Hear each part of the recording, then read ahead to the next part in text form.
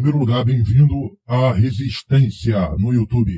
Então seja muito bem-vindo, conto com vocês nessa luta contra a ignorância, nessa luta contra a desinformação, a burrice, a insanidade, ao frenesi, nessa luta contra o fanatismo, contra a imbecilidade sem limite, nessa luta contra a mentira.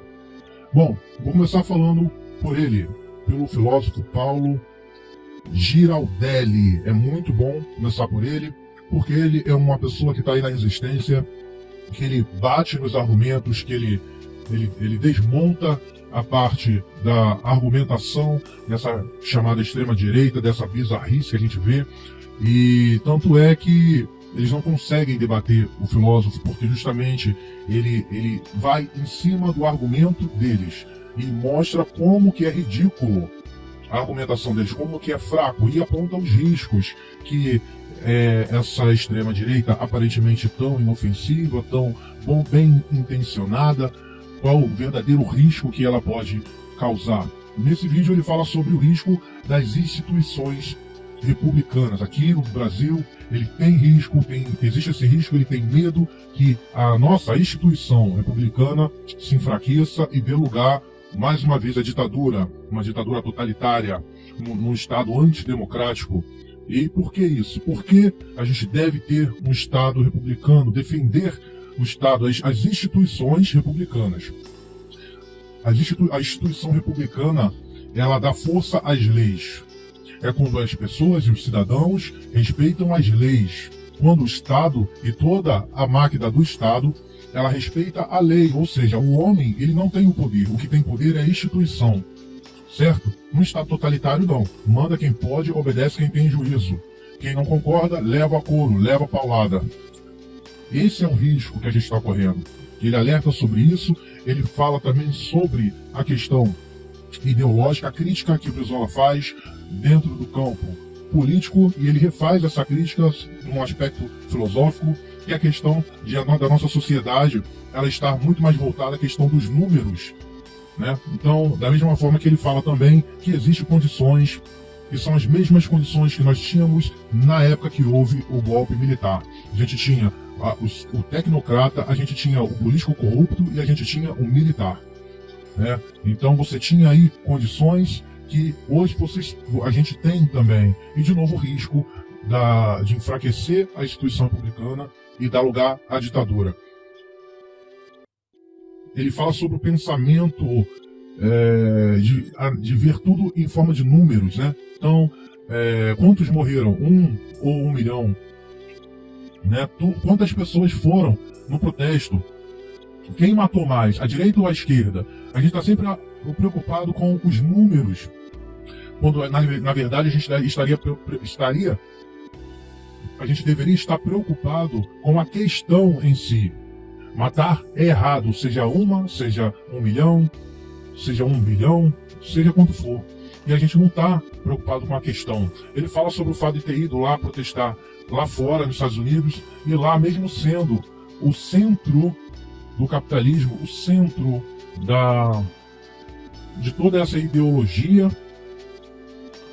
de números, mesmo assim lá eles não tornaram isso absoluto. Ainda há áreas que você pode questionar, você pode qualificar e não apenas só quantificar. Lá ele foi protestar e mesmo tendo 3 pessoas apenas, a imprensa foi lá perguntar, ouvir o que eles tinham para dizer. Aqui não. Aqui se você não tem uma certa quantidade de pessoas nas ruas protestando, parece que o protesto em si perde o seu sentido, quando na verdade a gente deveria estar observando justamente o sentido por trás do protesto. Se aquilo faz sentido. Depois vem o Meteoro Brasil e tem o título Freud Explica. Então é muito interessante porque é um título bem humorado, na verdade, irreverente até, porque aponta o quanto que é absurdo e quanto que é hipócrita a nossa sociedade no que diz respeito ao conservadorismo. Né? Logo de cara ele fala, o país que inventou a roupa íntima mais famosa, o fio dental. Quer dizer, né, aponta também a hipocrisia da nossa mídia, quando o repórter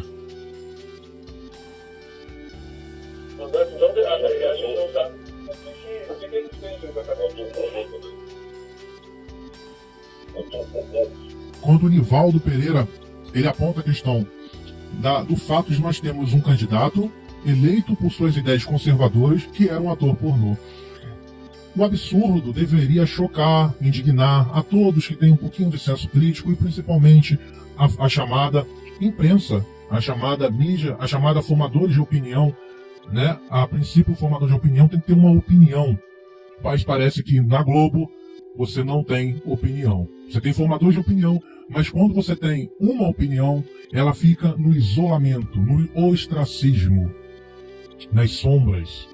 Nós teremos muito ainda que analisar aqui, porque existem vários desdobramentos das eleições legislativas. Mas vamos para uma eleição. Nivaldo Pereira tentou chamar a atenção de seus colegas para a figura de Alexandre Frota.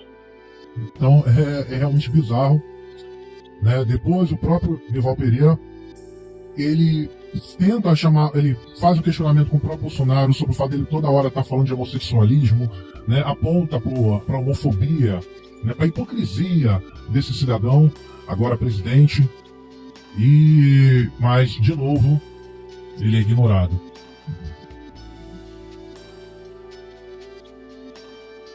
Fala ainda do episódio da missionária, pastora, ou sei lá o que agora está relacionada com o Ministério da Cultura.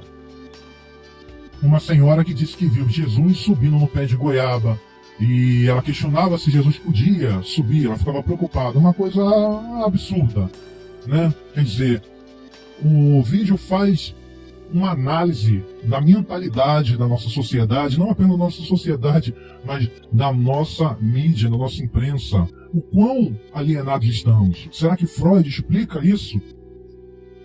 Talvez nem Freud.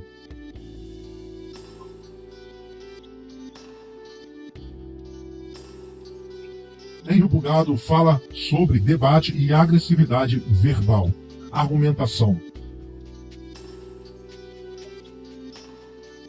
Ele explica coisas do aspecto humano, que é normal que o ser humano tente interpretar a realidade de forma instintiva, que é normal que o ser humano negue a racionalidade de imediato, e que isso até é uma das formas que o ser humano tem de lidar com os desafios da vida.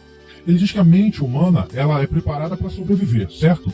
E nesse preparo ela é capacitada para isso. Ela tem duas formas de analisar o mundo. Ou de forma instintiva e automática, então uma espécie de raciocínio rápido para lidar com questões de forma mais rápida e de forma mais subjetiva, de forma mais substancial.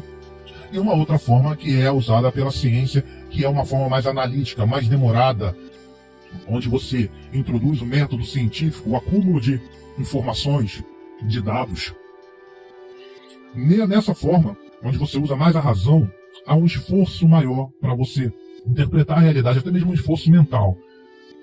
Então, essa é a questão. Ele explica que muitas vezes as pessoas têm esse hábito de recusar esse tipo de análise racional e optar por uma espécie de análise um pouco mais subjetiva, mais instintiva, mais emocional.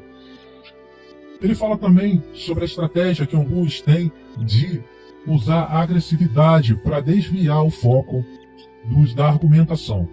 Ou seja, você está discutindo com uma pessoa, você está debatendo a argumentação que essa pessoa tem, mas muitas vezes essa pessoa tem uma argumentação tão embasada em fatos, ela está tão cheia da razão, que uma estratégia usada é muitas vezes, em vez de atacar o argumento do seu oponente, é atacar o seu oponente, é tentar tirar a credibilidade dele. Então, em vez de atacar as ideias, quando você não consegue, o que você faz? Você ataca a pessoa que está se utilizando daquelas ideias, para tentar fazer com que as pessoas que estão em volta não dê crédito para aquele seu oponente.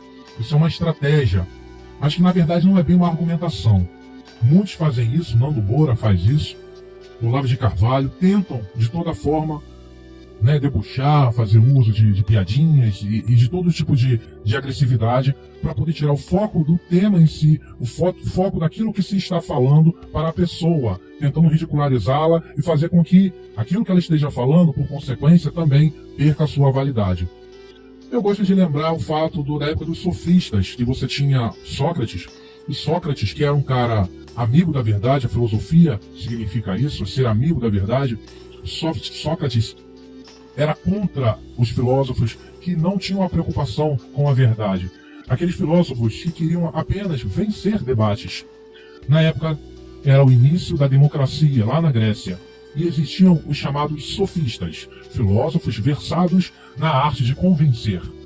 Engraçado que nós temos o Olavo de Carvalho e ele tem um livro aqui no Brasil que se chama Como Vencer, que é sobre como vencer qualquer discussão sem ter razão.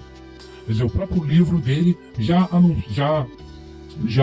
condena, o próprio título do livro já demonstra que o que ele quer não é estar de acordo com a verdade. A razão, ter razão para ele, tanto faz. O importante é vencer, é convencer, né?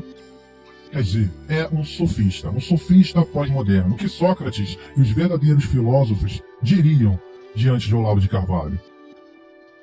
O Henry Bugalho continua falando sobre isso. Ele fala sobre Daniel Kahneman e sobre essas duas formas de raciocínio, o rápido e o devagar. Rápido e instintivo, quando a pessoa ela usa aquilo que ela tem de mais animal, de mais instintivo, de mais automático para concordar com aquilo que se está dizendo, em vez de perder aquele tempo a mais e procurar se aprofundar usando o tipo de raciocínio mais racional.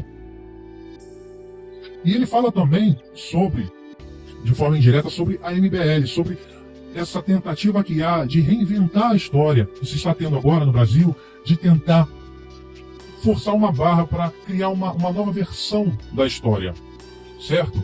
E criando uma espécie de história fantástica, imaginária, onde Marx é o demônio e coisas desse tipo, teorias conspiratórias. Quer dizer, toda a história que é estudada através de fatos, através de documentos históricos, através até mesmo de objetos arqueológicos, toda essa história que foi toda fundada em metodologia científica, tudo isso eles querem reinventar, criar uma espécie de fantástica história olaviana, onde a Terra é plana, onde todas as conquistas científicas não valem de nada.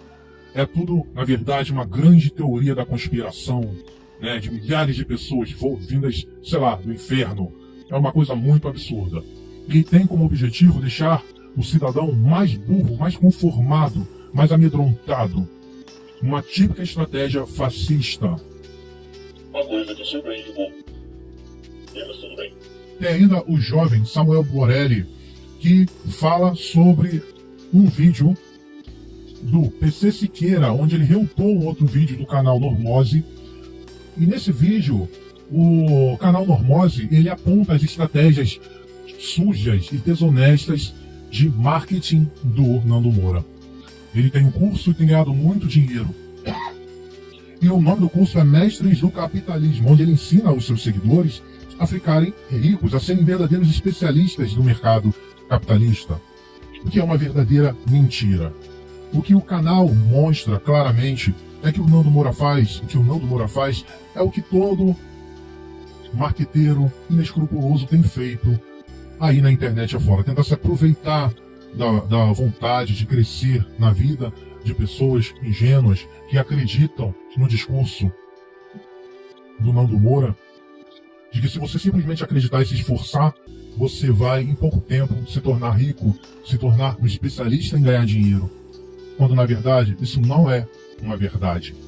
Na verdade, todo conhecimento que a gente adquire é através de erro e tentativa, que não existe um método infalível para você ficar rico ou ser feliz. Você vai adquirindo conhecimento rumo àquilo que você quer. Não é um curso que, inclusive, é caro, é quase um salário mínimo. O curso Nando Moura não é um pequeno curso de poucas horas, vai ensinar você a se tornar um gênio do capitalismo. O que o vídeo Normose mostra é que a única pessoa que fica rica com o curso do Nando Moura é o próprio Nando Moura. E o vídeo desse rapaz, Samuel Borelli, é justamente mostrar esse episódio que aconteceu no YouTube. Porque o PC Siqueira reupou esse vídeo e pediu uma explicação para o Nando Moura. E aí, Nando Moura, o que você vai dizer e o Nando Moura não respondeu. Então, esse rapaz veio questionar por que ele não falou. Ele não falou. Então, eu encerro por aqui esses últimos vídeos da Resistência. E eu queria deixar só um pequeno videozinho que eu achei muito engraçado do Maestro Góes. Então, bom Natal para vocês. E fique com essa. Entre para a Resistência. Se inscreva agora e compartilhe esse vídeo.